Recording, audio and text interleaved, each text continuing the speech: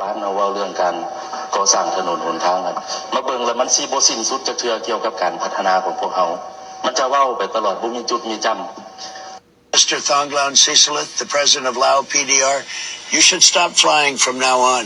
and open up your eyes and look at the potholes on the roads. Have all the money I donated for you to fix the road. Don't just keep it for yourself so you don't get F word from me, okay? ผมออนไลน์แล้วเนาะโจมตีรัฐบาลเราว่าเรื่องการก่อสร้างถนนหนทางกันมาเบิ่งแล้วมันสิบ่สิ้นสุดจักเทื่อเกี่ยวกับการพัฒนาของพวกเฮามันจะเว้าไปตลอดบ่มีจุดมีจำMr. Thongloun Sisalith, the president of Lao PDR, you should stop flying from now on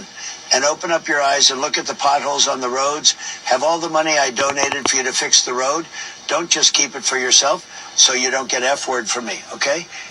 ผมออนไลน์แล้วเนาะทางมานี่ยากเด้อทุกคนเนี่ยทุกส่วนก้อยถ้าเขาบ่มีเอามาให้นี่มานี่ยากสุดคันหนึ่ง500,000เด้อบอกฮะ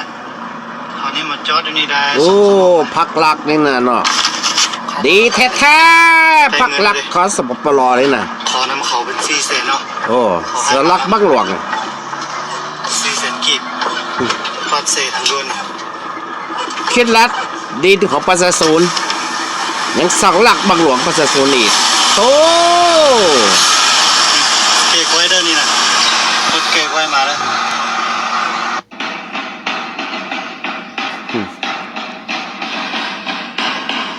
ดูบึงทหารปปลที่บ้านี่ฝึกแอดแบบนี้ไปซอกลักบังหลวงประชาชนไปบังคับประชาชนโอ้โทษ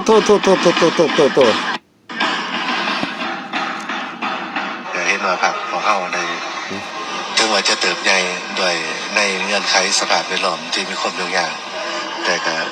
มี แม่น หัวคิด เบิ่งถนนหนทางเรื่อง ก็เริ่มแล้วก็บ่มี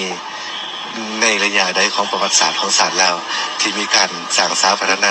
และเจริญรุ่งเรือง เบิ่งถนนหนทางเพมา